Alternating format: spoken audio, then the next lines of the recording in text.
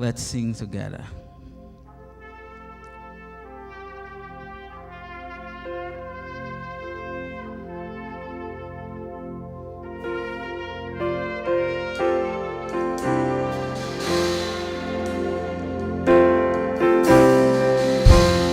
You are my strength when I am weak. You are the treasure that I seek. You are my all in all. Seeking you as a precious jewel, Lord, to give up I'd be a fool. You are my all in all. Jesus, Jesus, Lamb of God, worthy is your name.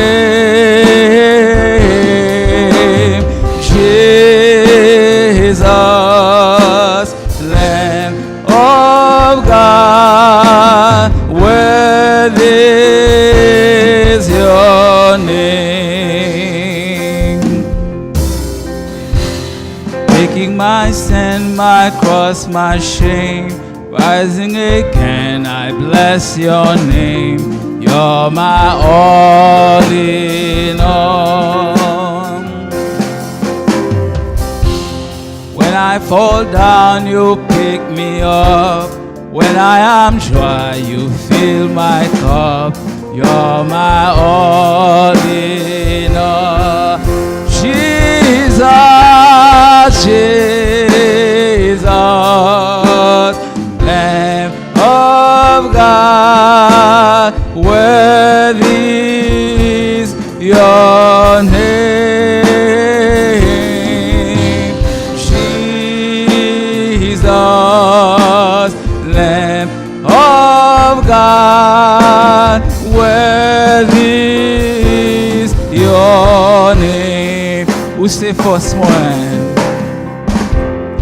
ou se fos mwen lè kem kase, ou se trezor ki m'ap chèche, ou se tout pou mwen. Mwen te jwen yon kado presye, si m'kite ou m'ap egare, ou se tout pou mwen. Non ou, digne et saint, Jésus aïe, mon Dieu. Non ou, digne et saint, Jésus aïe, bon Jesus. Jesus, Lamb of God, worthy is your name. Jesus, Lamb of God, worthy is your Jesus.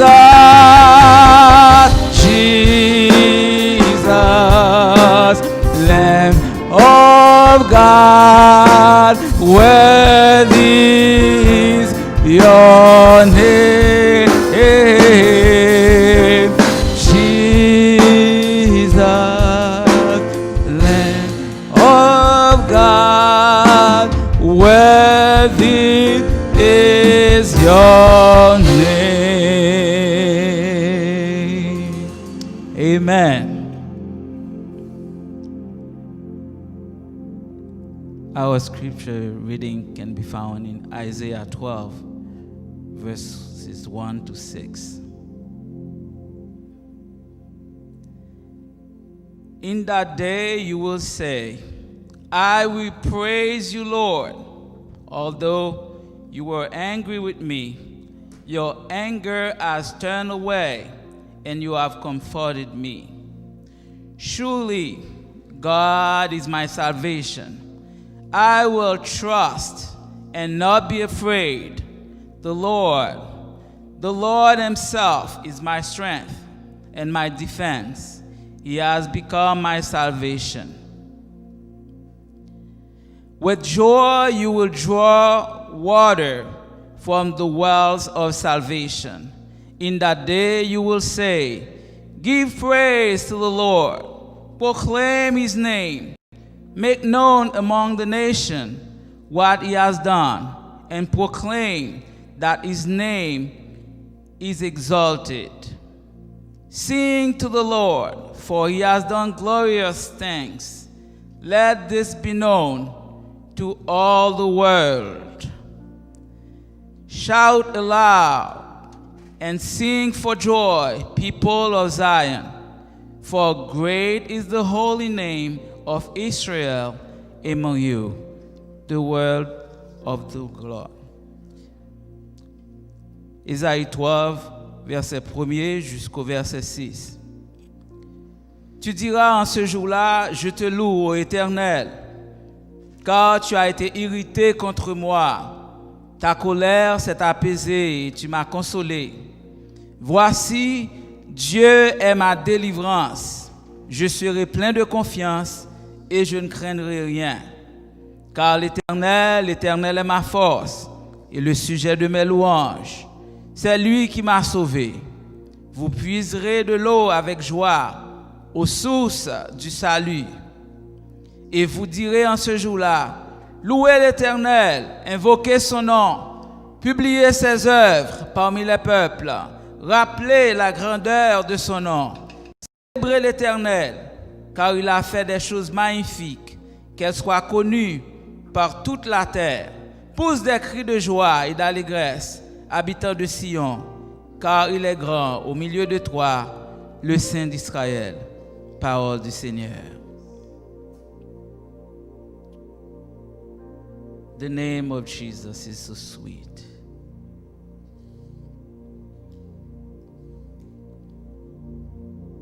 Beautiful name.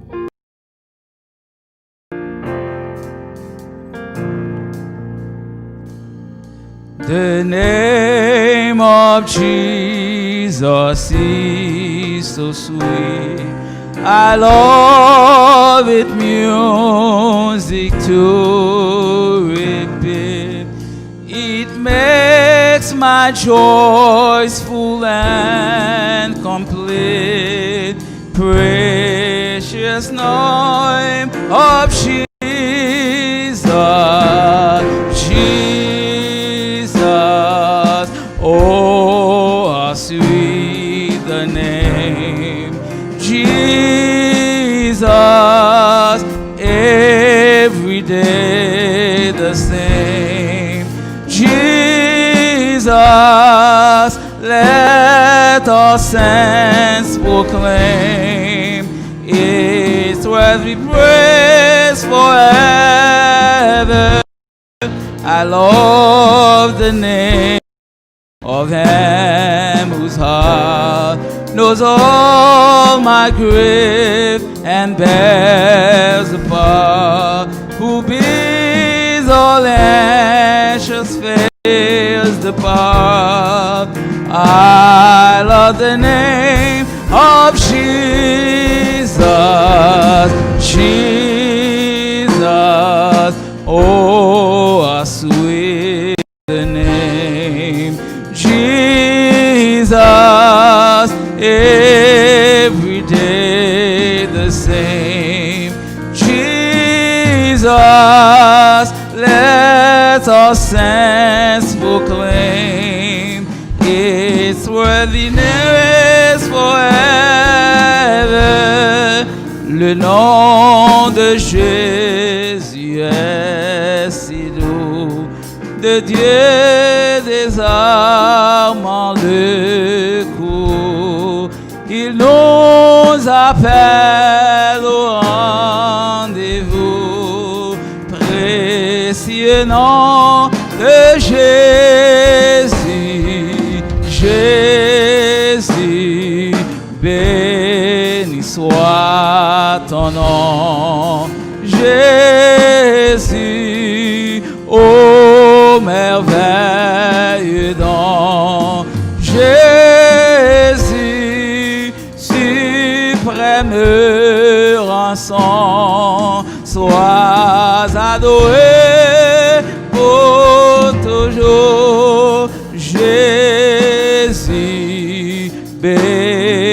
soit ton nom, Jésus, ô merveilleux don, Jésus, suprême rançon, sois adoré pour toujours, Jesus, oh how sweet the name, Jesus, every day the same, Jesus, let our saints proclaim, is worthy praise forever.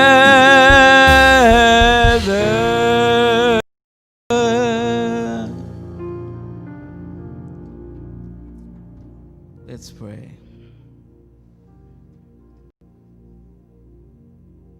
Father, we glorify your name. Father, we love you. Father, we are grateful that this morning we can breathe. That this morning, Lord, we showed up. We don't come here to see each other. We come here to see you, our Lord, our Savior, the one that had redeemed us, the one that had taken our shame, the one that had taken our sorrows. We praise you this morning. We thank you for this place of worship. And we are grateful anytime we come, Lord, you're already here to meet with us, Lord, to talk to us, to transform, to save. We thank you for today. Once again, we come physically in this building to worship you. And we thank you because you are the God who protects, the God that saves. We praise you this morning. We thank you for all of those who can't be here physically, Lord, but that are home watching. We pray that you will touch them, Lord. Make them feel your presence. May your name be praised today, Lord, in everything that we will say and do. May you find pleasure in it, Lord Jesus. Bless your congregation.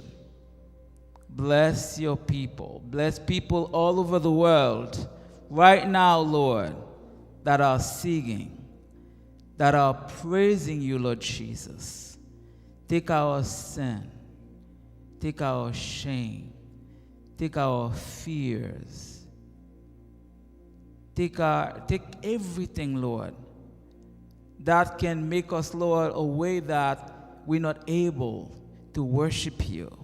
And we can be free to worship. We can be free to sing. We can be free to pray. In your name. Amen. Père Saint, merci pour notre présence ici. Merci de ce que à chaque fois nous venons, Seigneur, ou déjà là pour recevoir nous. Nous bénissons, Seigneur, pour place ça.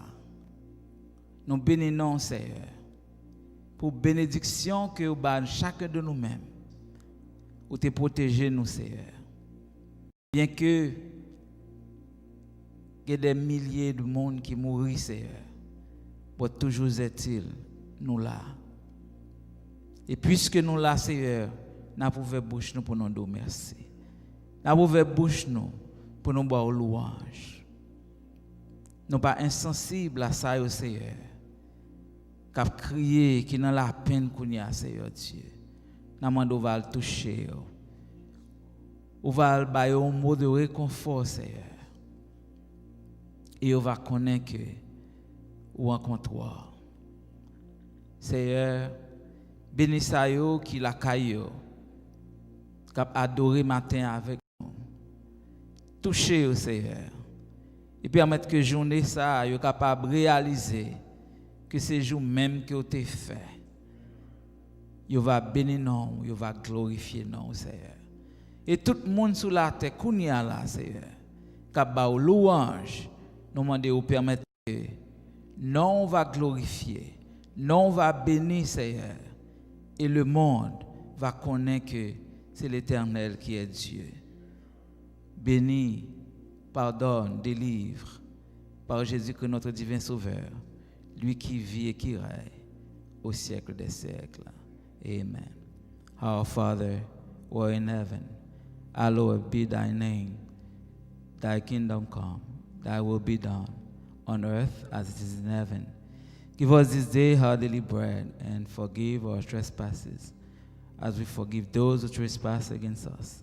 Lead us not into temptation, but deliver us from evil. For thy is the kingdom, and the power, and the glory, forever and ever. Notre Père qui es aux cieux, que ton nom soit sanctifié, que ton règne vienne, que ta volonté soit faite sur la terre comme au ciel. Donne-nous aujourd'hui notre pain quotidien. Pardonne-nous nos péchés, comme aussi nous pardonnons à ceux qui nous ont offensés, et nous induis point en tentation. Mais Seigneur, délivre-nous du mal, car c'est à toi qu'appartiennent le règne, la puissance et la gloire au siècle des siècles. Amen.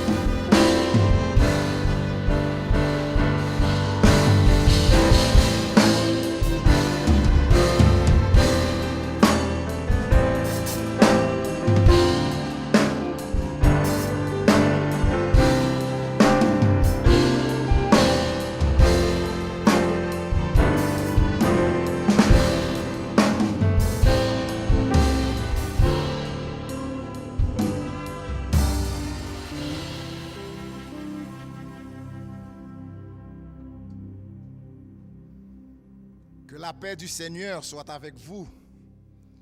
Maintenant, nous comptons pour nous dans la présence de bon Dieu et nous capables de dire avec le psalmiste, je bénirai l'Éternel en tout temps et sa louange sera toujours dans ma bouche, malgré les circonstances, malgré ça qui est autour de nous-mêmes, mais nous abaillons le Seigneur, gloire quand même.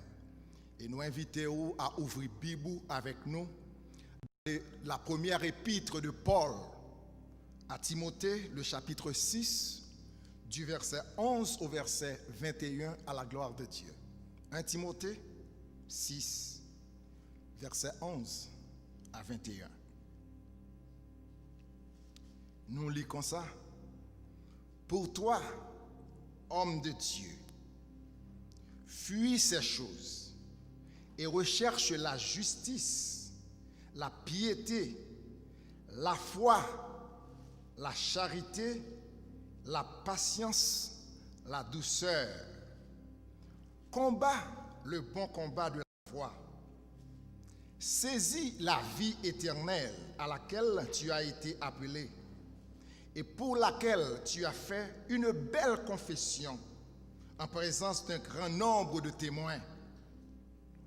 Je te recommande devant Dieu qui donne la vie à toutes choses et devant Jésus-Christ qui fit une belle confession devant Ponce Pilate de garder le commandement et de vivre sans tache, sans reproche, jusqu'à l'apparition de notre Seigneur Jésus-Christ, que manifestera en son temps le bienheureux et seul souverain, le roi des rois et le Seigneur des seigneurs, qui seul possède l'immortalité, qui habite une lumière inaccessible que nul homme n'a vu et ne peut voir, à qui appartiennent l'honneur et la puissance éternelle. Amen. Recommande aux riches du présent siècle de ne pas être orgueilleux et de ne pas mettre leur espérance dans les richesses incertaines, mais de la mettre en Dieu qui nous donne avec abondance toutes choses que nous en jouissions. Recommande-leur de faire du bien, d'être riches en bonnes œuvres, d'avoir de la libéralité, de la générosité et de s'amasser ainsi pour l'avenir un trésor placé sur un fondement solide afin de saisir la vie véritable. Ô Timothée, garde les dépôts en évitant les discours vains et profanes et les disputes de la fausse science dont font profession quelques-uns qui ne se sont ainsi détournés de la foi. Que la grâce soit avec vous. Amen. Parole du Seigneur. Amen. Nous invitons à joindre cœur avec cœur nous pour chanter cantique ça avant la prière. Debout, Sainte Cohorte, soldats du roi des rois. La côté où il y a la caillou, nous invitons à camper avec nous pour nous capables de chanter cantique ça et gaiement pour la gloire de Dieu. Amen.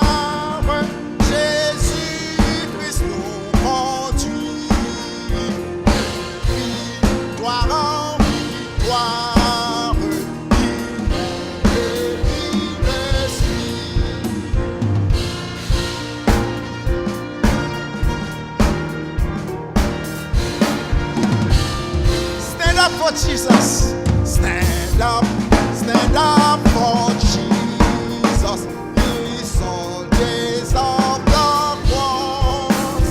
I his wild banner. He must not suffer loss. From victory to victory, his heart shall lead. Till every fall is vanquished, and Christ is Lord and King. Béni soit l'Éternel. Béni soit l'Éternel. Gloire à Jésus. Gloire au Saint-Esprit.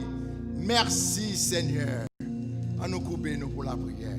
Just before the prayer, I want to remind everybody that here at Boston Missionary, it is not only Father's Day, it is not only Men's Congress Day, it's also Graduates Day. And we are thankful to the Lord for the ministry of Sister Rita Alexi and her team. Last night we had a great celebration for the graduates, and once again we want to thank God for giving to our brothers and sisters the opportunity to increase their knowledge and under God. And it is our prayer that God will continue to minister to them as they pursue higher education in the years to come. And our congratulations also to the parents. Shall we pray? Holy Father, it is a very special day across this nation and across the world, and especially at Boston Missionary Baptist Church, as we give you thanks for the life and ministry of every single brother in this church. The little boys who are just a few years old, the youth, the young adults, the adults, and even the elderly. We try, Father, to discover a measure of wisdom in the life of each one of your creation. And this morning, Father, we want to give you thanks for those young adult men, elderly men, and even for the little boys who have been singing your glory over the past few years. For the men in this church, the men's choir has been standing before you for over 34 years. We're expecting a big convention today, but you hold the key of life. Our schedule depends on you. And in the midst of the coronavirus situation, because you give us a chance to stand before you in the name of Jesus, we want to thank you. We want, Father, to pray for every single man in this church. And we don't want to forget every single little girl, every adolescent young lady, all the young adults, all the ladies, and all the elderly sisters in our family. And as we celebrate the men, Father, we want to thank you for the fathers and mothers who invested in their children to the point that last night we were able to celebrate graduation. We put these young persons in your hands of grace. You are the creator. You are the one who gives man the intelligence that we need to study and to prepare ourselves for a better tomorrow. We want to give you the glory. We want to pray, Father, that you will continue to stand by our brothers and sisters as they pursue higher education. We pray that they may always remember that they have a creator that built them the way they are and that give them the intelligence that they have, and they owe it to you, Father, to turn around and give you thanks. We pray for the men's choir. We know, Father, that how happy they would have been presenting some special numbers today. But we pray that, Father, deep in their heart, they may praise your name. We put before you the plan for this evening at 5 p.m. under the blessings of Pastor Eden McGuffey, who is expected to share your word. We pray for everyone in charge. We pray for everyone who will be able, Father, to follow that program. And we pray for the preacher. May your name be praised. May our hearts be touched. And may our lives be changed for the glory of your name. Keep guiding us, Father. Keep leading us from glory to glory. We want to stand up, Father, as holy men of God, holy women of God, letting the world know that it is true. If any man or woman be in Christ, that person is a new creation. All the things are passed away, and behold, everything has become new. We don't want, Father, to stop praying, Father, without mentioning the great nation we are part of. In spite of all the difficulties, Father, You have been leading America, and we pray for the saints who know that America exists by God's grace and will continue to exist under God's grace. Pray for those in leadership. We pray for every man in America, Father. Every man, young and old. We pray for every woman, young and old. And we pray that the Spirit of God, the Spirit of love, Father, may bind us together. We'll continue to glorify your name till Christ comes or calls each one of us into his presence according to his plan for us. We don't want to forget, Father, Haiti, our beloved nation. And we pray that your hands of mercy be extended over Haiti today, Father. We have heard the sad news that the coronavirus is getting there stronger and stronger, but we pray that your grace be stronger than the pains of corona. And we pray for victory. And we pray not just for Haiti, but for the whole world, because we are all your creation. Hear our cry, we pray in Jesus' name. Amen. Seigneur, nous tremblons en ta présence. C'est un jour particulier où partout à travers ce pays et à travers le monde, on te donne gloire pour la vie des hommes. Ici à l'Église baptiste missionnaire de Boston, nous te prions pour la vie et le ministère des petits-enfants, les petits garçons, les jeunes, les adultes et même les vieillards. Aujourd'hui, Seigneur, nous voulons mettre en pratique les paroles de ce cantique. Debout, sainte cohorte, soldats du roi des rois.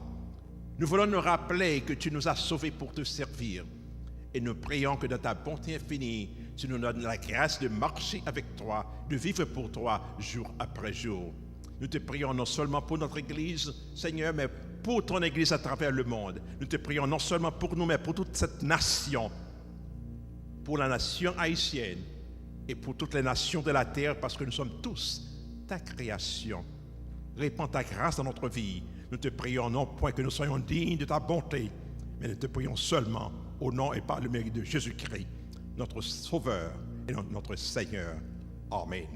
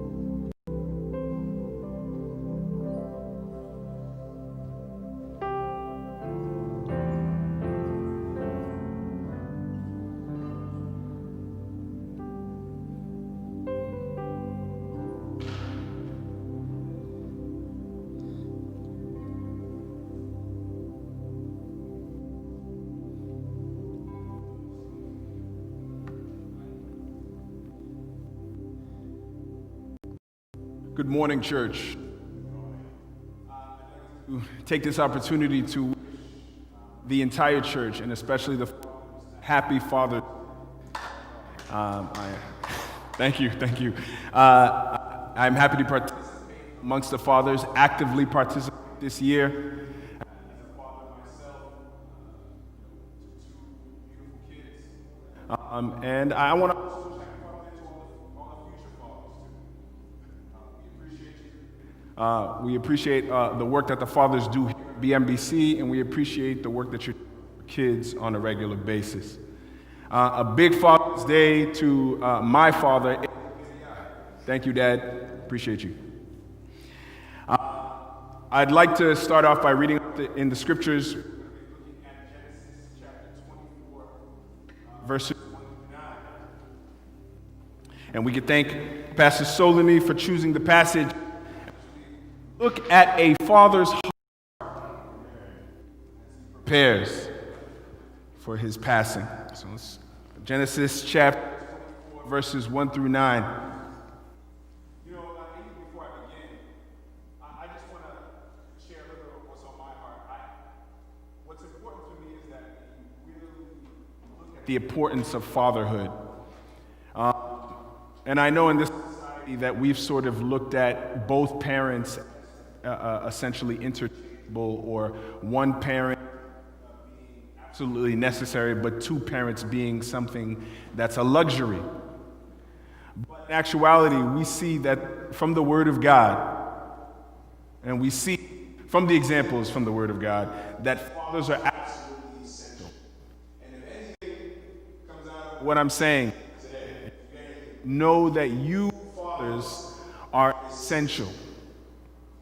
As George Whitefield put it, every father needs to be able to act in 4 capacities in their house. They need to be able to be the priest, they need to be able to be the prophet, and they need to be able to be the protector and the provider. I'll go through quickly, and then we'll look at the passage. Priest. The priest means that the father is ready to pray with their family. You are the one who leads the prayer. You are the one who's in charge of making sure everybody's spiritual life is on track. As the priest. As the prophet is, as the role of the prophet back in the Old Testament, the prophet is the one who warns everybody, who tells everybody where the direction that they're going is the wrong direction, and they need to turn back and repent and come back to the Father. That's very important. Priest, prophet. The problem is that too many times we focus on the third P, which is provider, right? We think that the only thing that we need to do is to make sure that all the kids are fed and make sure that all the kids have money in their pockets and clothes on their backs. Yes, I think I'm not even going to focus on that with Haitian fathers, because I think Haitian fathers are really great providers. I think you guys do great jobs in that.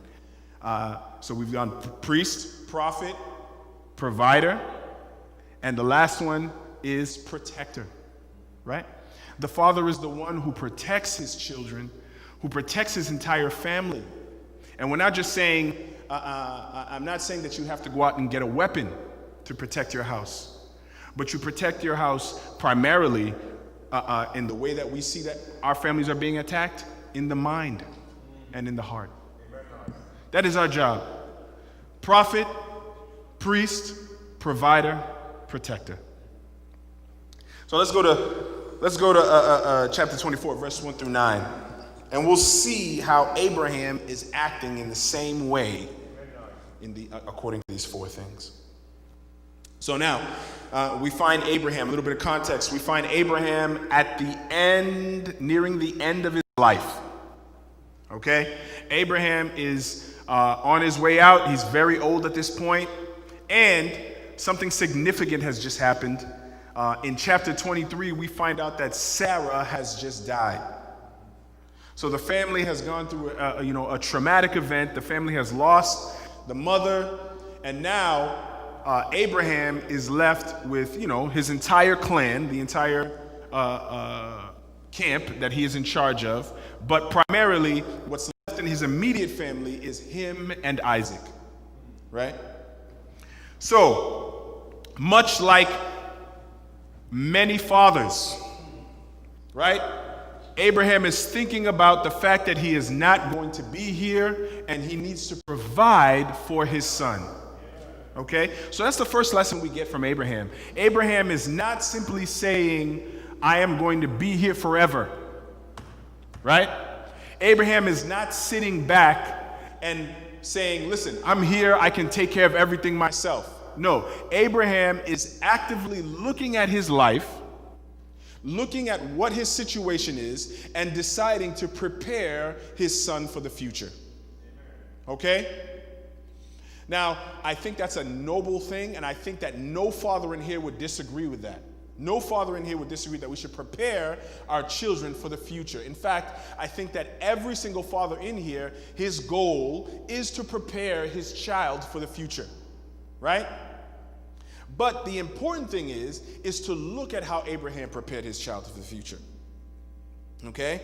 Now remember, Abraham has lost his wife, and now he's looking at his son. He's looking at himself first, and he's saying, I'm not going to be here forever. In fact, I'm on my way out. But I've got to prepare for my son. Okay?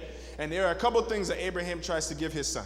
He tries to, and I think this is the primary one. This is why I want to make it first. The first thing that he wants to ensure is that God's promise is fulfilled. Okay? Abraham wants to ensure that God's promise is fulfilled. He also wants to ensure stability in the life of his son. Okay? He wants to make sure that he leaves his son in a sense of stability, in a sense where he knows where he stands, and he knows the direction he's going. Right? And the last thing the last thing he wants to provide is comfort. Comfort. Okay? So let's go through these things. So the first one, and I think is probably the most important one, is that he wants to ensure that the promise of God is complete. Now, many of us would be none of us as fathers would be standing here saying that we are not looking for our sons and daughters to succeed in the future. We are working towards that. We came from Haiti to make sure of that. So success, not living the way that we lived, is very important for us, right? But Abraham, when he was thinking about what he needs to give his son, did not think about what physical things that he would leave his son. Instead, Abraham focused on ensuring that the promise of God would be realized. Now, when you look at that, when you think about how impractical that is, because again, from a father's standpoint, a father who wants to make sure that your kids are fed, your kids have a place to stay, and they have clothes on their back. So now, if I'm thinking about that as a father now, right? So now, after I leave, what do I want to do? I want to make sure that they still have a place to live, still have food in their stomachs, and clothes on their back, right? I want to make sure that that continues. But in actuality, for Abraham, that was less important. In fact, we see Abraham implores his servant, right? He implores his servant to go out and do a mission for him. And the reason why I want to make it sure that we implore, because we can see Abraham is anxious. Because he makes his servant take an oath. He makes his servant say, and if you read about the way that these oaths are taken, he makes his servant take the deepest oath, because he says, put your hand under my thigh. That's a symbol between, in those ancient times, that when you take this oath, you are taking it in the most serious way possible. So we see that Abraham is very anxious and very determined to make sure that these things that he wants to leave for his son are going to happen. Okay? He knows that these are important, and he wants to make sure that they're going to happen. So Abraham sees this as the most important thing. And he doesn't see that the most important thing is that my son has food and clothes. And the reason why we know that is because Abraham is worried even though Abraham at this point in his life is rich.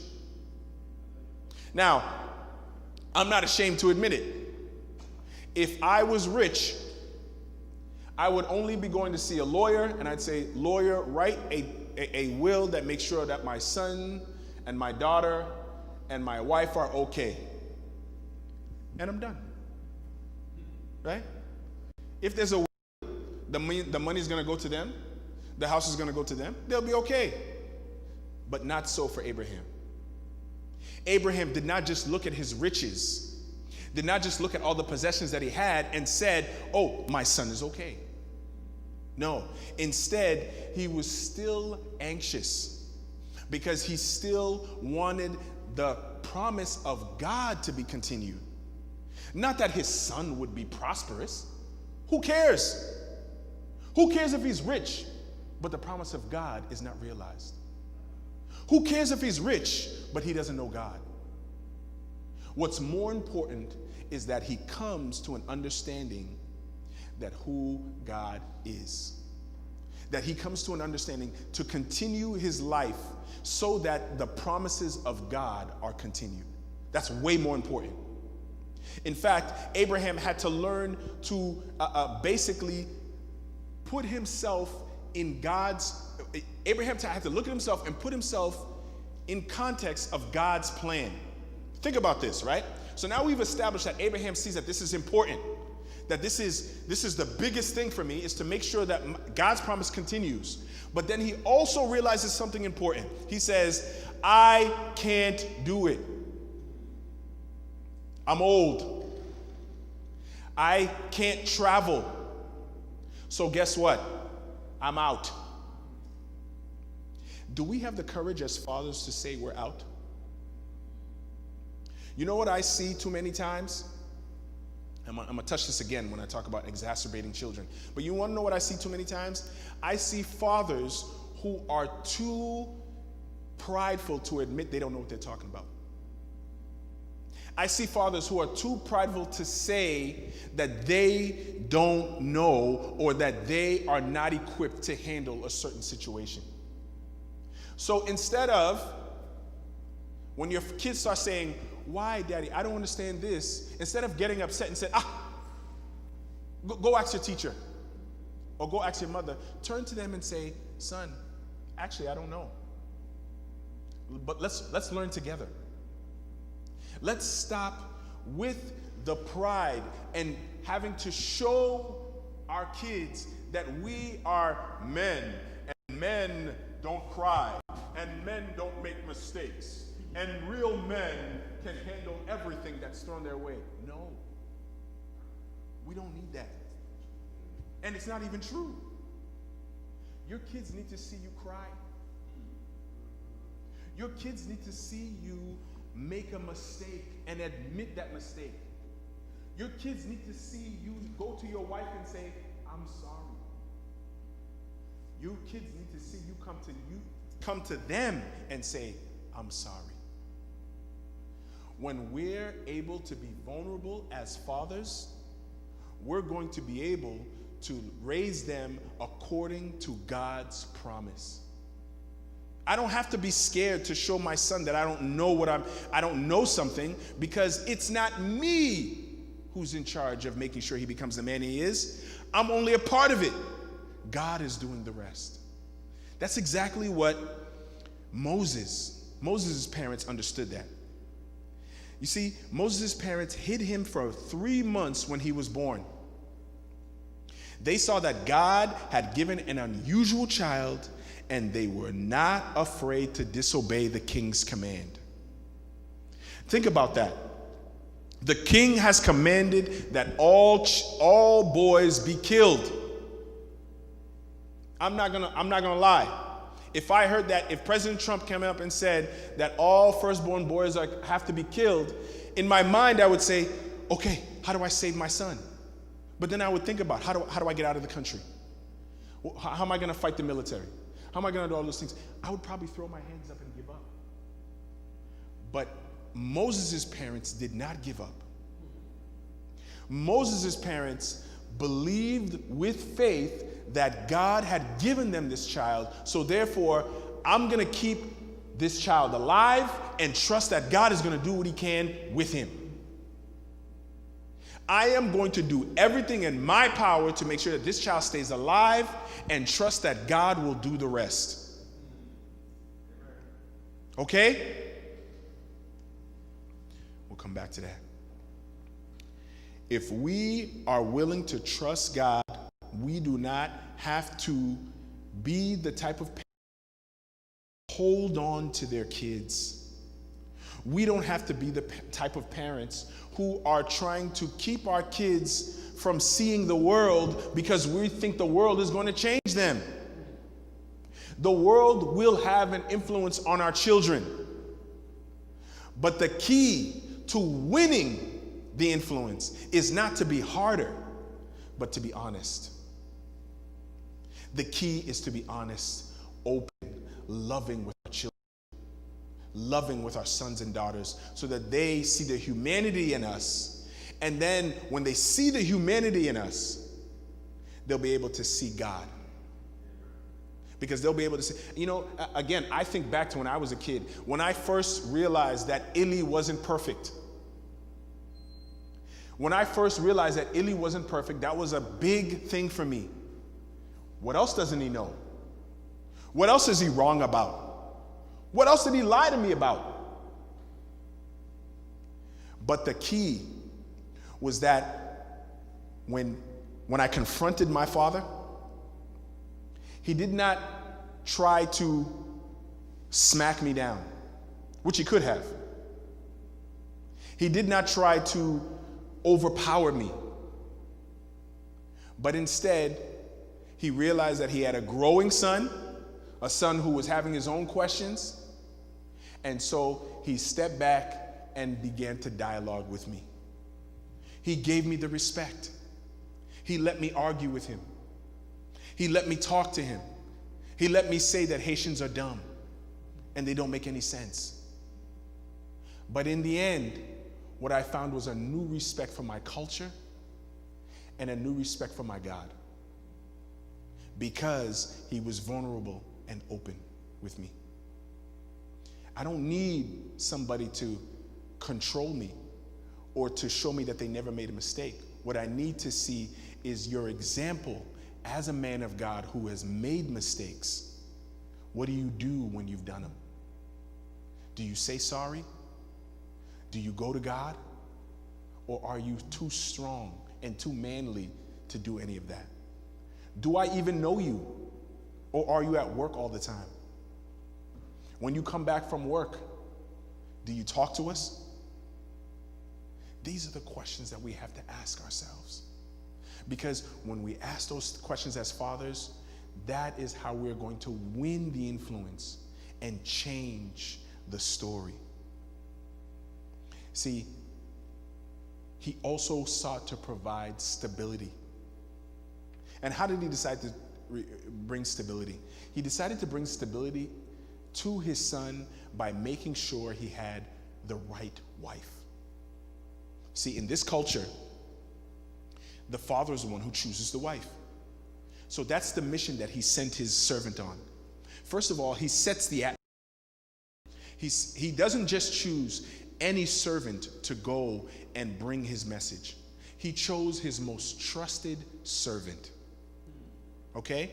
The person who probably, now remember, he's old. So this person probably ran his entire operation from day to day. He's probably not doing all that stuff anymore. So therefore, for him to send his most trusted servant and we're talking about weeks and days away from him would have been a big decision. And it would have probably hurt him in some way. But because he felt that this was so much more important, and because he loved his son so much, he was willing to give up his most trusted servant to go and do it. Because he knew what was at stake. This is not just about choosing a wife for my son. This is about his entire life. This is about God's promise. So therefore, I need to make sure that whoever is going to do this is going to do it with the utmost of respect for the Lord and is going to do it, is going to not stop until it's completed. So he chose his servant, his second in command. And he made sure that that servant knew how important it was. He made that servant swear an oath by putting his hand under his thigh to say to him, listen, you must complete this. There is no question that you have to get this done. And again, I go back to the fact that he realizes that he can't do it himself. We've got to be able to be honest with ourselves and know our limitations as fathers. I wish I could teach my son how to be the best NBA player. But I can't. I don't have those skills. I wish I could make him the best scientist in the world, but I don't have those skills. At some point, I'm going to have to trust somebody to come alongside me and help me do it. And trust that God is going to send people on my way. But we have to know our limitations. We have to be willing to acknowledge them and trust that God is in there. Let me say this. Your limitation should never be bringing the word of God to your family. You are not limited in this. Just because Pastor Solony went to seminary doesn't mean that he is the only person who should teach your family. You have been given the Holy Spirit. You have had an experience with the Most High God. You are more than qualified to preach to anybody, let alone your entire family. So make sure that when you are discussing your limitations with God, make sure that one of them is not that I can't teach my family. That's not true. There's something else in the way. Not because you don't have, because as soon as you receive that Holy Spirit, you became a preacher. And that you have the power to do that. So step back, don't sit back because you haven't learned enough. Share your testimony. Give your children, your wife, the gift of your testimony. That's important. That is going to ensure stability through your kids' lives. Because when they are thinking back to all the ways, all the times that they learned from their father, one thing is going to remain constant. Whenever my father had a problem, he was on his knees. Whenever my father had an issue, my father was turning to the Word of God. Are they gonna be able to say that about you? Are they gonna be able to look back and see that their father had one continuous line, and that was Christ, and that was the Word of God? We've got to be able to give their stability. Abraham wanted to give that stability by making sure his son married a woman from his home clan. That means right? I know what clan she's from. I know how she was brought up. I know what God she serves. I know how she takes care of her family because that was my family. So stability has to do not just with making sure I have money and food, but making sure that I am in contact with the right people. And that the cultural, the important cultural lessons, the ethics, the morals, all those things are going to be continued with us. Now, as fathers, we don't get a chance to choose our kid's spouse. But as fathers, we can be making sure that our sons and our daughters understand the principles that are going to give them the right wife and the right husband. Okay? That's one way. We make sure that the principles are in there. Second way, we model the right way that we do it. Okay? If you're a father who is out at work every single day and comes home, eats his food, watches the news and goes to bed, you're telling your daughter that that's the type of husband that she should have. You're telling your son that that's the type of husband you should be. If your son and your daughter are seeing images on TV or seeing their friends having a relationship with their father, I'm not talking about how's school, okay, good. No, I'm talking about a real relationship where we talk about things. Yes, even things about boyfriends and girlfriends, where we talk about sex, where we talk about the issues that are going on in the news, about race, about politics, whatever it is, we talk. After we talk, we pray. That's the lessons that our kids need to see from us. Because those fathers, those are the ones that they're going to be, or those are the ones that they're going to choose later on. So when we're looking to add stability to the life of our kids, look no further than your example.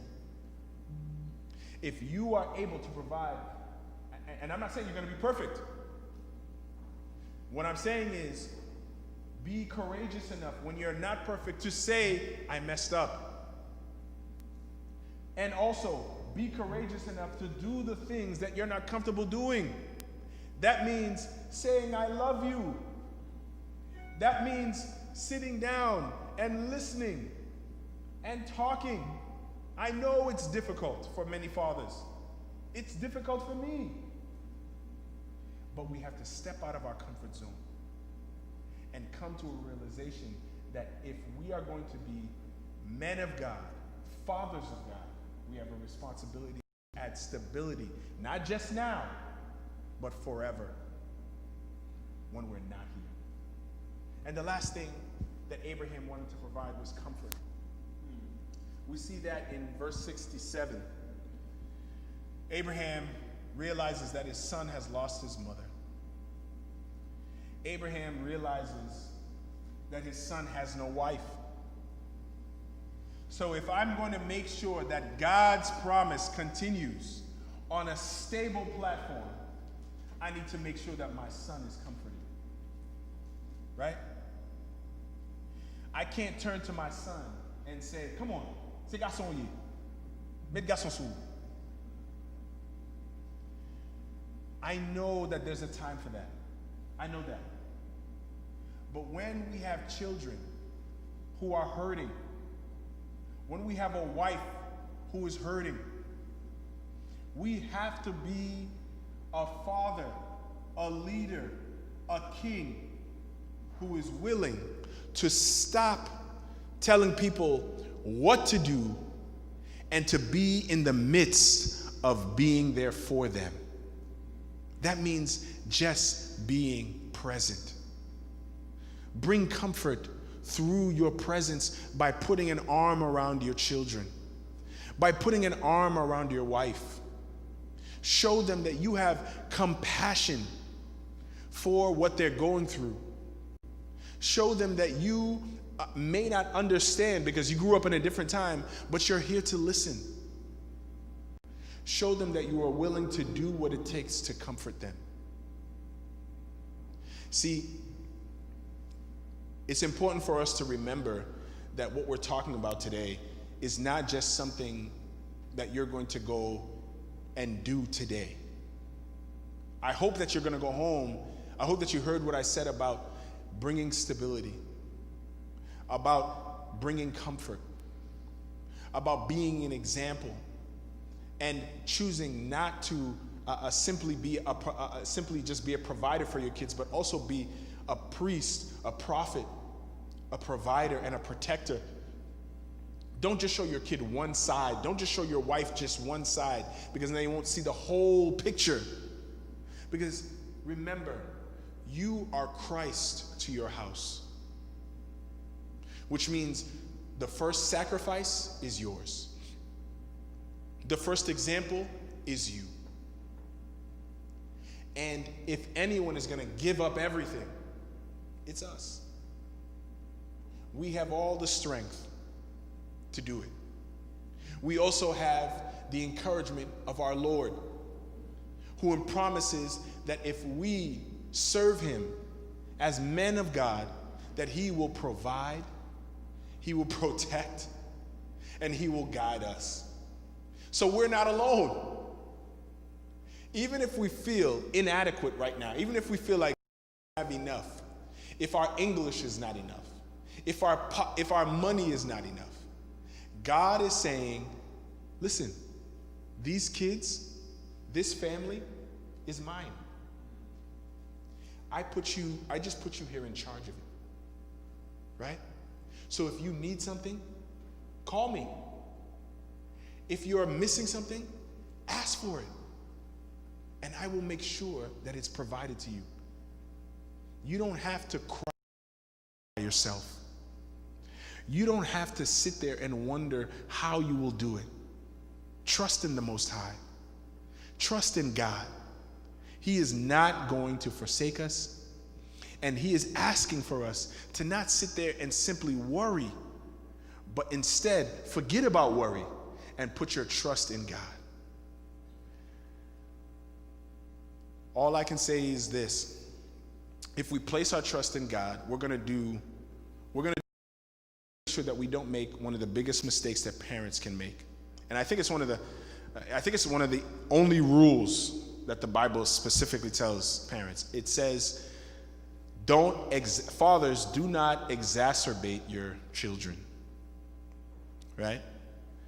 Exacerbate is a word that we don't use on a regular basis. But another way to say it is, do not tire out your children. Do not, or another way to say it is, don't nitpick your child to death. Exacerbation happens, and I witnessed it myself. My son, Israel, go get the sapat for daddy. Israel, go get the sapat. Israel, go get the sapat. Israel's looking around. And finally, he just goes, ah! Me, Daddy, I'm exacerbated. I'm tired. I don't know what you're talking about. And at that point, I have to be, instead of getting upset that he's yelling at me, I took a step back and I said, okay, wait a minute, why are you yelling? And then I realized, oh, maybe you don't understand the word sapat. I said, this is sapat. Get the sapat for daddy. And he did it. It's not that he didn't want to listen. He didn't understand. A lot of times, we as parents are forgetting that even though you're telling your kid how to do something, maybe they don't fully understand. And if you're going to continue to get them to do it according to your standard, now you're exacerbating them. Now you're making them feel like nothing I do is right, so I give up. That's exactly what the Word of God is trying to tell us, because it's what's at stake is not just that this kid stops trying at school. What's at stake is that this kid sees that I can't please this father, so how can I please the Heavenly Father? That's what's at stake. If there's no way to please this guy, there's no way to please the God in heaven.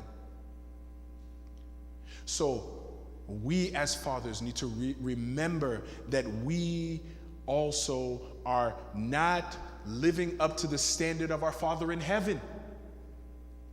And yet he loves us. Yet he guides us.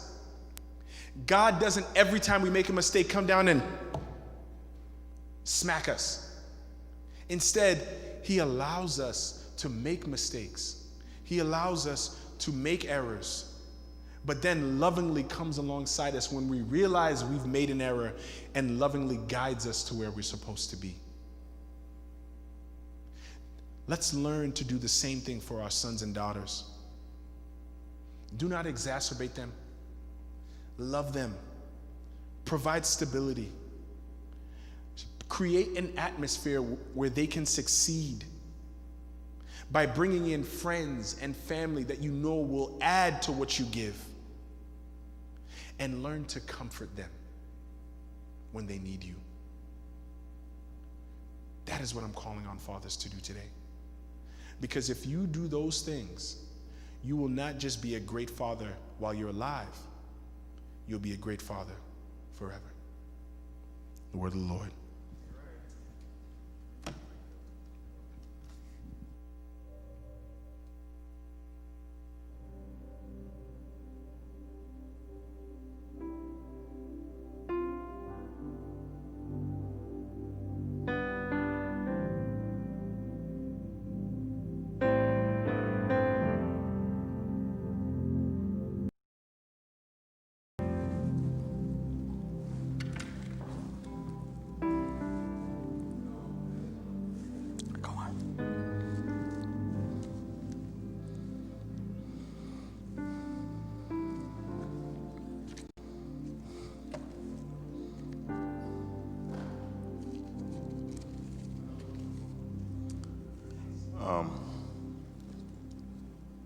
Ok.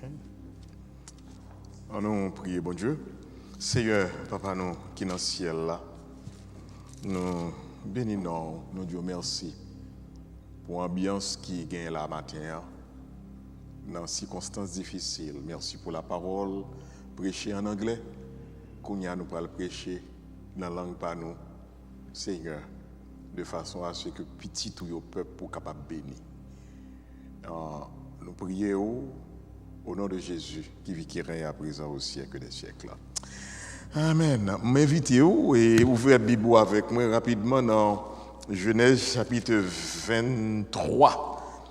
Nous sommes dans Genèse 24 et Brother Leslie était dans Genèse 24, qu'on y a avec nous dans Genèse 23. Et m'a seulement lu pour vous deux versets. Deux versets.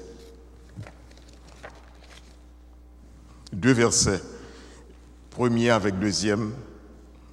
Genèse 23, 1 et 2. La vie de Sarah fut de 127 ans. Tels sont Sarah.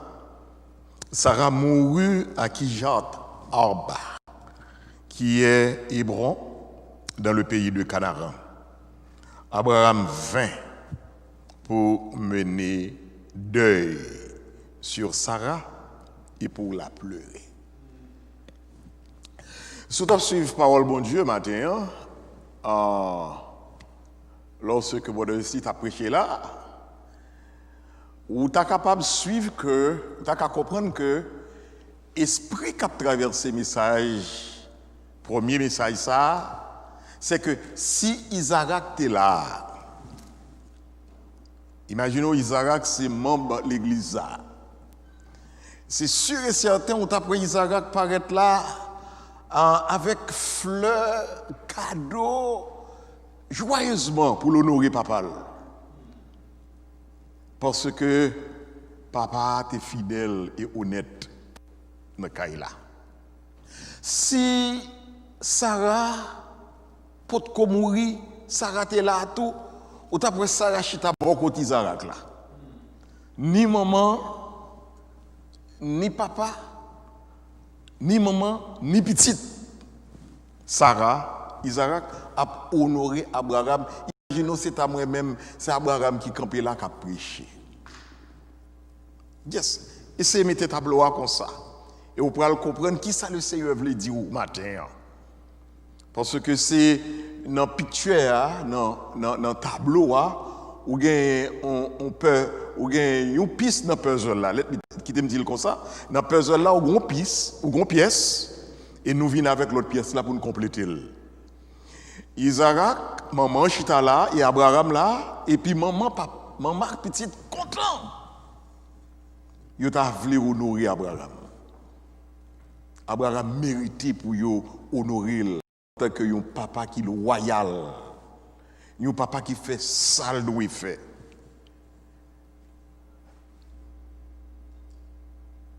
Un papa qui fait ça le doit faire. En dedans là. Mais l'Éternel dit pour me dire que un papa pas doit être loyal seulement dans Kaila, mais il faut être loyal tout dehors tout. Alors, le témoignage papa pas arrêter dans Kaila seulement. Témoignage papa faut aller dehors. Et ça que sujet message matin quand déjà nous formuler li marchons vous les pères papa yo captandé. Marchons aussi honorablement envers ceux du dehors. Pendant un an, battre bravo pour vous, parce que vous faites ce que vous devez faire, mais que dehors a battre bravo pour vous tout. Parce que vous gagnez tous deux pour mener by Christ. Gagnez tous deux qui suivent vous, et en vérité, vous ne pouvez pas foutre quoi. Sans faire, vous êtes capable d'aider vous. Puis rejoindre Christ.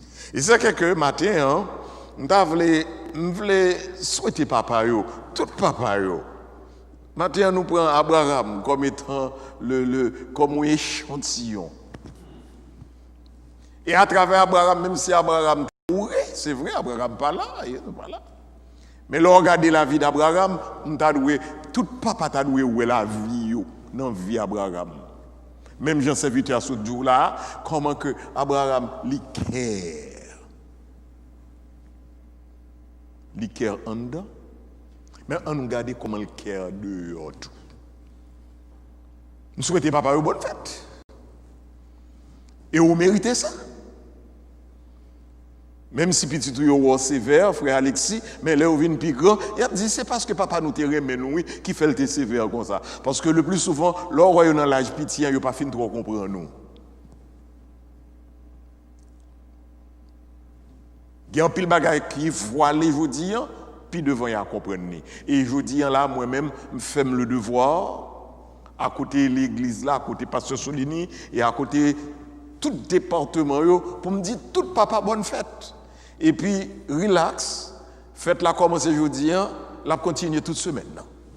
Parce que vous méritez ça. Alors, comme nous t'ai dit tout à l'heure là, si Abraham était honoré en dedans, on nous regarde ensemble comment il était honoré dehors. Histoire rapportée que, après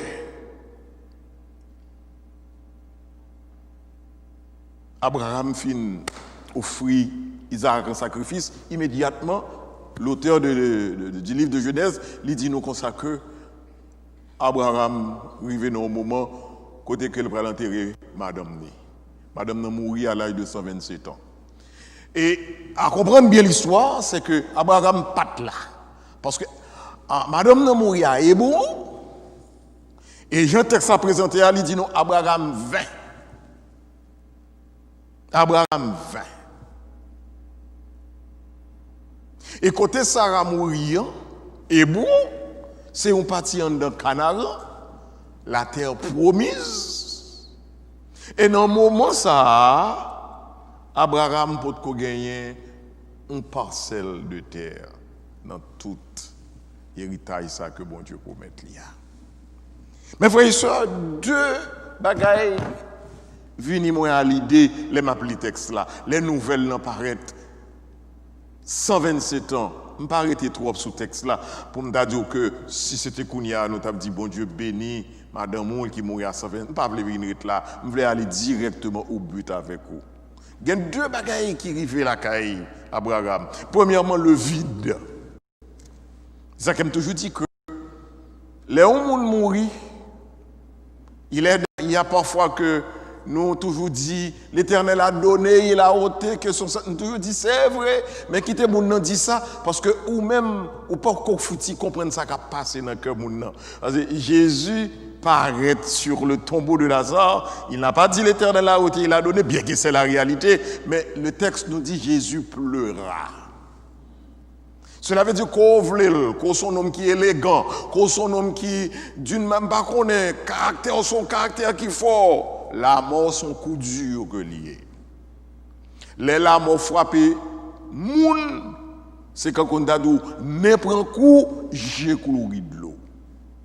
Abraham dans une situation terrible, parce que moun que le remet, la femme, l'épouse de sa jeunesse, si là avec qui comme vécu pendant des années et des années,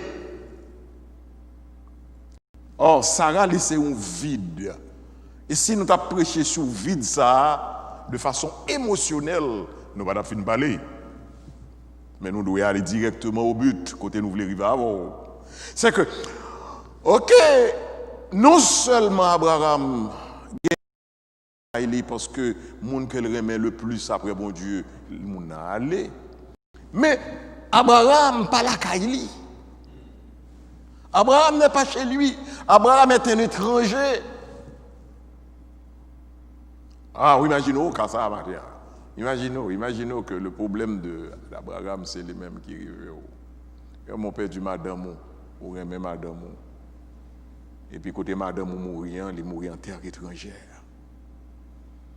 Il n'a pas oublié l'esprit du message. Abraham est honoré dans sa maison, mais maintenant Abraham est au dehors de la maison. Qu'est-ce que l'esprit là?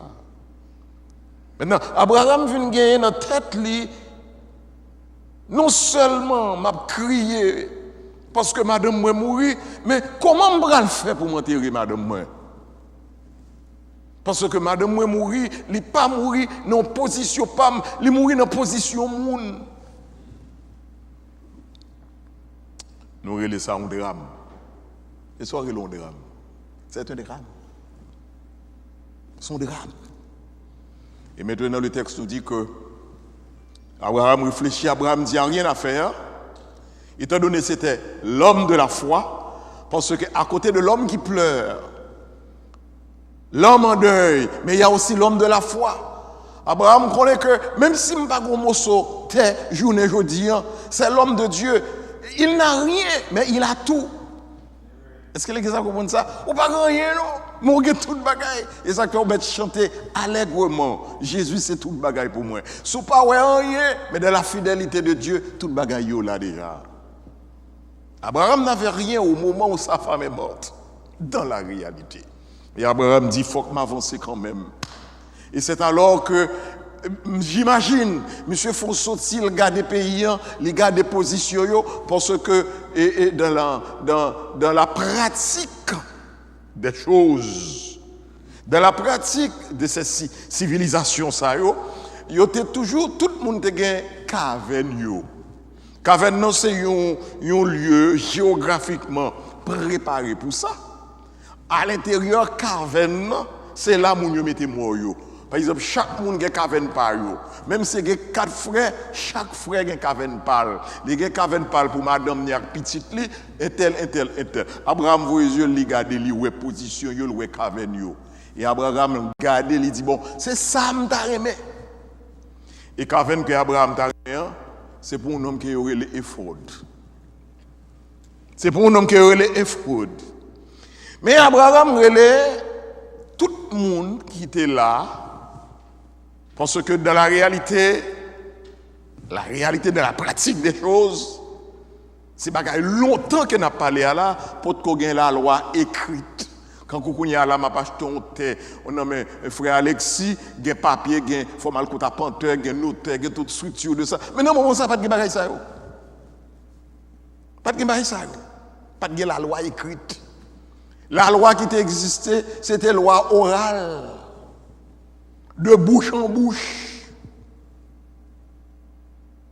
Et Abraham prend précaution, il remet une position.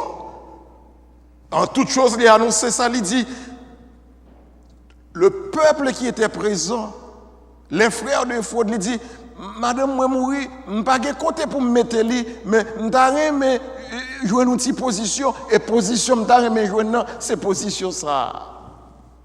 Imaginez, essayez de bien comprendre ce qui se passe maintenant.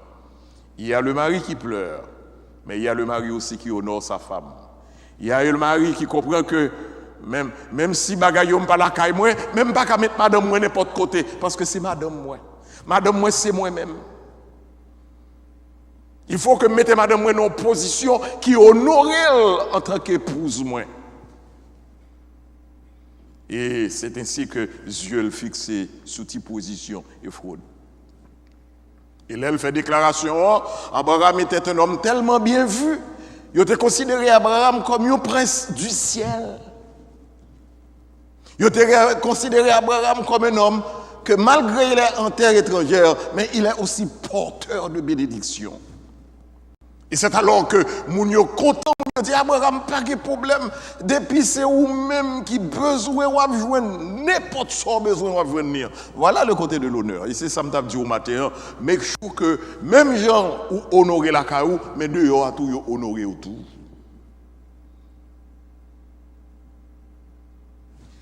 Et pour nous faire temps vin short, Abraham te fait dire que pas de gagner à panteur, pas de gagner notaire, mais Abraham kon loi yo.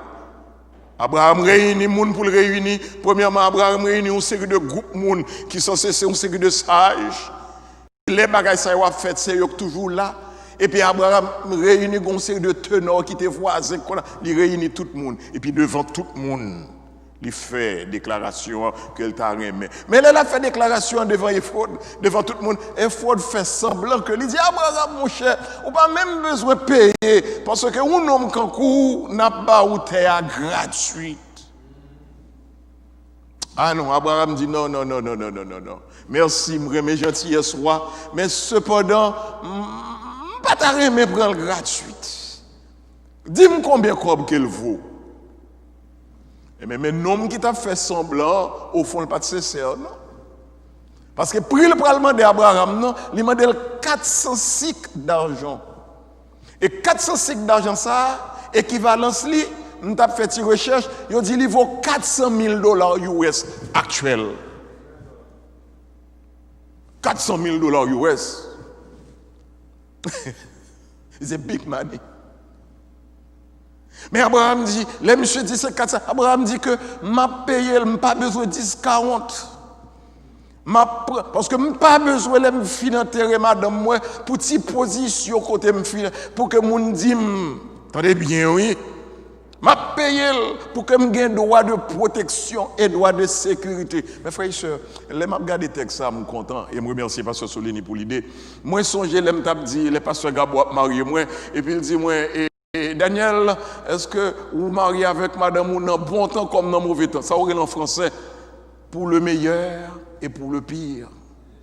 Et moi, je me dis, qu'est-ce Abraham son homme? Elle t'a marié, elle t'a dans tête, il t'a tendu des paroles ça yo. Parce que pour le meilleur et pour le pire, le livre dit que en deux mariages là, il y a une série de bons bagailles qui viennent, mais il y a une série de bagailles tout qui viennent. Et bagailles viennent en intensité. C'est-à-dire qu'il y a des moments où pas quoi, nous bagaille pour une proportion. Et vous allez comprendre que Abraham son type d'homme que m'da aimé. Il y a mes frères d'or ensemble avec lui, m'da mes frères Carlos ensemble avec lui, m'da moi-même ensemble avec lui parce que pour le meilleur et pour le pire là, Abraham montre nous c'est pas les madame non vivants seulement non, même les madame non mourir. Oh, à son l'autre bagaille. Parce que Solini t'a parlé l'autre jour là, elle t'a fait 25 ans moins, il pas parlé l'amour non, il pas dit même l'aime. Mais Abraham montrait que cette fidélité, la façon d'honorer, c'est pas quelque chose qui est seulement lorsque madame non vivant. Parce que nous sommes capables de toujours tendance à honorer l'aile vivant, mais l'aile mourir. Non, Abraham dit même, non, la mémoire de ma femme. La mémoire de ma femme. Et surtout, une promesse qui fait. Promesse, c'est que même la madame mourir, ce n'est pas mourir, il est pour le ressusciter, ne pas mettre le n'importe côté. Mes frères et sœurs, c'est papa n'a fêté, mais c'est une belle leçon pour papa. Très belle leçon pour papa. Honorer en dedans, mais honorer dehors. Honorer dehors comment? Mon y a regardé Abraham. Il n'y a pas de rien. Et peut-être qui sait si on teste sur fait sur tout, il a demandé 200,000 cycles d'argent, mais il a demandé 400,000, puis voici son homme qui comprend. Oh, yeah, on baptise. Le monde a tché oui. Puis on est sorti si c'est sorti. Puis on est monde qu'on montre si c'est sorti vrai. Et Abraham, par contre, il fait Tichel Belli, il a les 400,000 cycles dans le bail. Parce que dans son cœur et dans son âme, il dit non, c'est dans terre étranger mieux, même si terre assez terre qui peut mettre ma gagner, même vous voulez un droit de sécurité. Vous voulez un droit de protection. Nous comprenons ça? C'est droit de protection, droit de sécurité. Je pas on l'aime venir paraître et puis on dit mon cher, cadavre la terre là nous retirer zo, nous déplacer, nous mettre quelque part. Il faut que la mémoire soit honorée. Non, on ça. Il faut que la mémoire soit honorée. Mes frères et sœurs, c'est une belle histoire. Il t'a demandé pour nous t'acheter ta souli toujours, puis plus. Mais venons-en avec la réalité d'aujourd'hui. La réalité d'aujourd'hui, c'est que de la même façon qu'Abraham n'entend pas être redevable. Moi, mais Pasteur Solini toujours un support pour moi. Mais que bagaille que Pasteur Solini m'a pas voulu ça. Pas faire ça pour moi, ça c'est moi pour faire. Parce que ça c'est devoir pas en tant que mari. Même je t'entendais à Abraham en tant que père, mais aussi Abraham en tant que mari. Il y a des devoirs, mes frères et sœurs. C'est au même mari que bon Dieu confie. Cette responsabilité, ce droit de sécurité, ce droit de protection. C'est ça? C'est à vous-même que bon Dieu confie. Nous vivons dans un temps, je ne vous dis rien, écoutez que Dakar et le temps, ça, c'est le temps de la trahison. Je ne sais pas qu'on est sous comprendre ça. C'est le temps de la trahison. Le temps de côté monde pas faire monde confiance. Même mariage, il y a plusieurs types de mariage. Il y a un mariage qui a fait sous tel régime, il y a l'autre mariage qui a fait. Nous connaissons bagaille ça yo. Sur le régime de la séparation des biens. Madame gen ça, Marie gen ça. C'est le temps d'actuel, c'est le temps que nous vivons. Mais l'église doit brandir le bouclier. L'église doit un exemple. En ce temps de trahison, temps de confiance, Marie trahit madame quand Colette qui prend la poste. Oh yeah. Gen bagay k'ap fait dans kay la en secret. Chaque monde qui compartiment pa yo, le temps de trahison, temps de perte de confiance, temps d'infidélité, monnaie courante. Il y a un concept, je ne dis pas, je ne suis pas capable de finir sans parler de lui. Je vais faire quelques recherches. Moi, je vois un concept ça, et son concept que relève ce qui est passé, ça passé, le concept de lui, de ce qui est passé. Je m'a parlé là, et puis il y a des gens qui attendent soit la caillou ou bien. Et puis quand je dis, oh, pasteur jeune, ouais, tout ça, on va dire là, c'est qu'on n'a pas contre ça, madame, ça a été fait. Ah oui, Sarah a fait un bagage tout, oui. Sarah a fait Abraham, un tort, entre guillemets. Elle était voyée là, elle fait petite avec. Oui.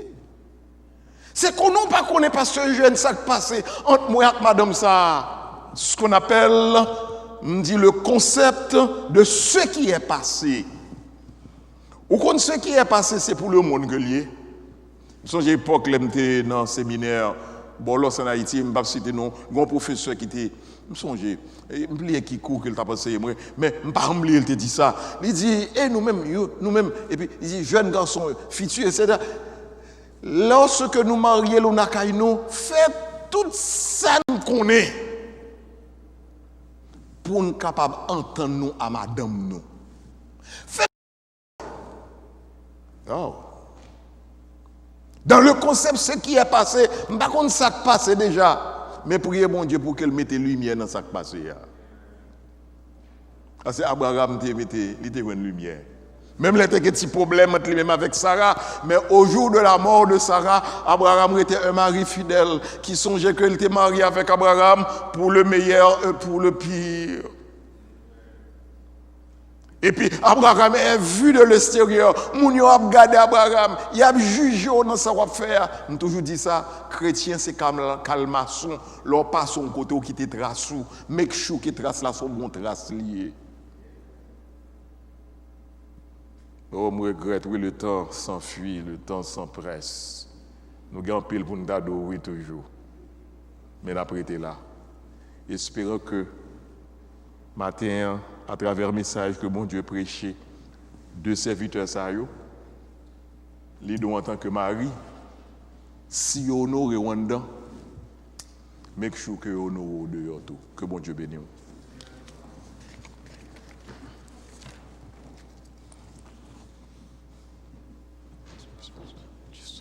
Dieu soit la gloire, pasteur. We thank God for His word this morning. I'm borrowing these words from Gypsy Smith, a famous evangelist of yesterday. All too often in this great land of America, we seem to lapse into a state of ingratitude, taking for granted all the blessings and comforts we enjoy. We revert into an attitude of self-satisfaction, expecting that peace and bliss will always follow us. During those times, we should, with sincerity of heart, count our blessing.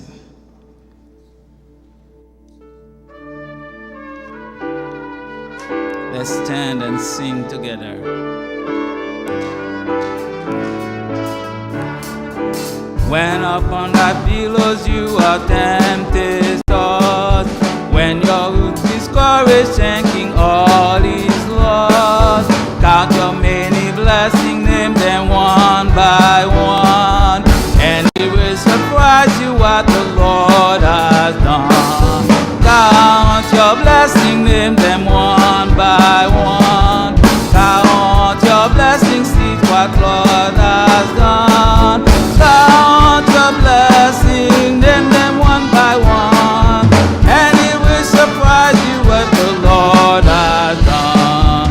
Quand le vent de la tempête vient à son prière, ton ciel bleu, au lieu de baisser la tête, compte les bienfaits de Dieu, compte les bienfaits de Dieu, elle est tout devant tes yeux. Tu verras en adorant combien le nombre est grand.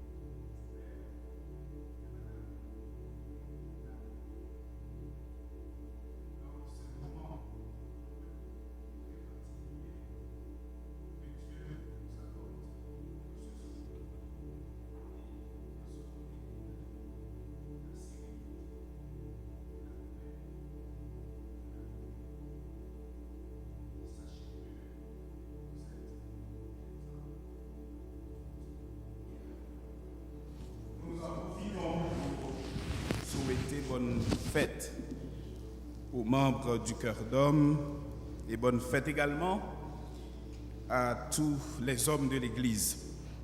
Ce devrait être aujourd'hui la clôture de notre congrès.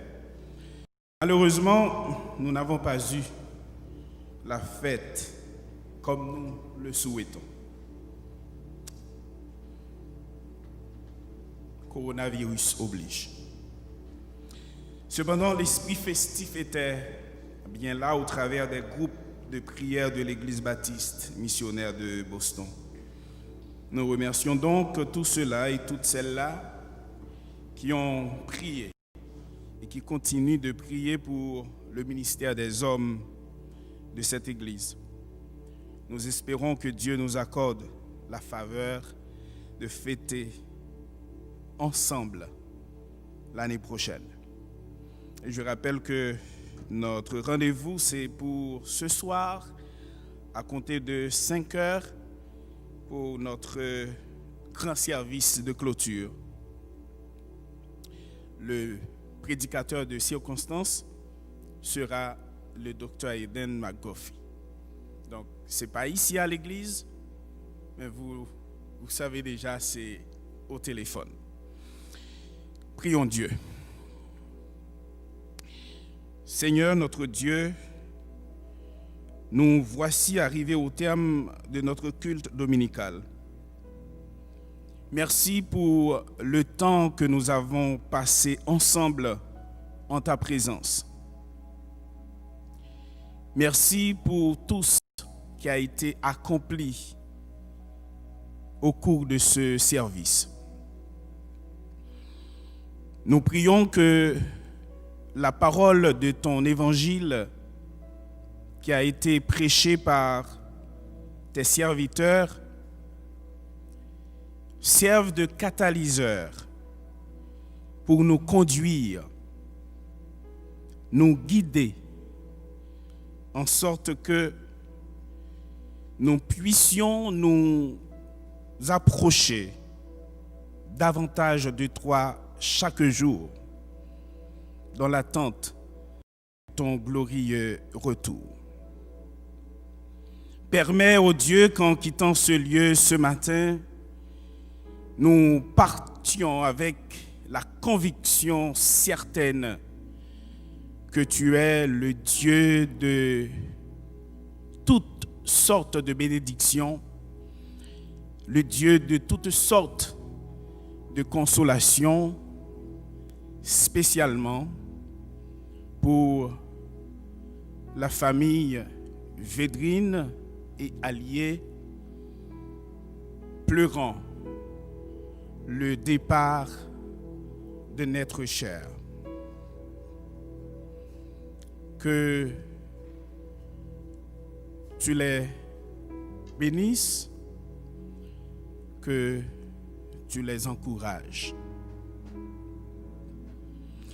Seigneur, nous arrivons dans le finissement service là pour aujourd'hui. Merci parce que tu as rendu possible pour nous te rencontrer ensemble dans le temple. Merci pour tout ça qui t'est fait dans le service. Permette au bon Dieu, message l'évangile là nous tendez aujourd'hui.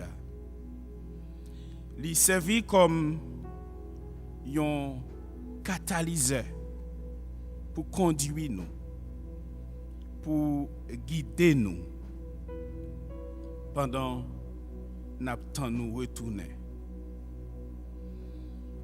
Permettre pendant nous pral quitter l'espace ça matin, nous sortir avec conviction où c'est bon Dieu, toute qualité bénédiction, où c'est bon Dieu, toute qualité consolation, et spécialement pour famille Védrine, qui a crié l'homme mort, yon moun dans famille yo te remet en pile. N'a demandé pour consoler yo, n'a demandé pour ba yo force qui est nécessaire pendant y a traversé vallée l'ombre ça. Heavenly Father, as we come to the end of our time together, we thank you for what has been accomplished here today. May the words of your gospel that we've heard this morning from your servants serve as a catalyst to lead us forward and cause us to advance and see growth in all areas of our lives. May we leave this place this morning, O Lord, recognizing that you are the God of all wisdom. May your grace be upon the Védrine family and friends crying the death of a loved one. Be with them and comfort them. This we pray in the name of the Lord Jesus. Amen. Bénédiction, les diacres de l'Église ont un message que nous voulons passer à tous les membres de l'Église baptiste missionnaire de Boston. Ce message vient pour l'ouer à la distribution des éléments de la Sainte Seine pour le premier dimanche du mois de juillet, cap dimanche 5 juillet. Tout d'abord, nous voulons dire merci à tous les leaders qui t'ont aidé nous pour le mois de juin dans la distribution des éléments de la Sainte Seine. Et encore, nous allons faire appel à tous les leaders pour aider nous dans la distribution Sainte-Seine que nous avons fait pour le premier dimanche du mois de juillet. Sur ce, on a demandé tous les leaders pour dimanche qui vient là, right after the service, the live broadcast of the service, on a demandé à tous les leaders de groupe, on a demandé à tous les leaders des ministères pour rencontrer avec nous là tout de suite, right after the live broadcast of the service, et après rencontrer avec nous pour nous distribuer éléments de la Sainte-Seine pour capable de partager éléments ça yo à tous membres qui dans le groupe yo. Now, il y a des gens qui pas un groupe qui participer là-dedans. Moun qui pas un groupe pour participer là-dedans, all you have to do, si vous pas un téléphone on diac ou pas un téléphone on leader de groupe, vous connaissez ça va faire pas grand monde qui pas gagné 11 amis dans l'église là. Simplement les amis ça, 10 amis ça comme ça, mais le vendredi 3 ou du moins mais le samedi 4 juillet, mais la scène a dimanche 5, bon la scène là même. All it takes is one phone call. C'est la Bible qui dit mandez et on va joindre. So pour premier dimanche mois de juillet ça, pas aucune excuse pour me dire que ne pas recevoir la Sainte-Seine. All you have to do, faire un phone call et n'a trop content pour nous make sure que la Sainte-Seine délivrée à vous-même. May God bless you. And for those who are following our program for the first time, and on behalf of the Vedrine family and all the related families, Sherry family, Matlon and Telford, we want to thank our large BMBC family and all the friends near and far for the expression of sympathy to us at the passing away of my older sister and the older sister of their two other brothers and 3 other sisters and a few days ago. And we have been encouraged by your thoughtfulness, the expression of love and concern for us. And the plans are as follows. There will be a memorial service for Clarina Vedrine this coming Friday at 7 p.m. And we send email to many people. It will be through the online, through telephone conference and also through Zoom. And in the email I sent last night, I gave a few brief instructions, and somehow all this week we'll rehearse those informations for you. And then for Saturday morning, and 9:30 to 10 is a viewing, and 10 a.m. is the closing service, the funeral service at Dolan Funeral Home, 1140 Washington Street in Dorchester. And again, thank you for your expression of love and sympathy to all of us. And as much as it is possible for you, we hope you will join us Friday night and to some extent Saturday morning. God bless you all. Let's be ready for the benediction. Recevons la bénédiction. À celui qui nous a lavés par son sang et qui a fait de nous un royaume de sacrificateurs pour Dieu son Père, à Jésus seul soit gloire, honneur et louange dès à présent et pour toujours.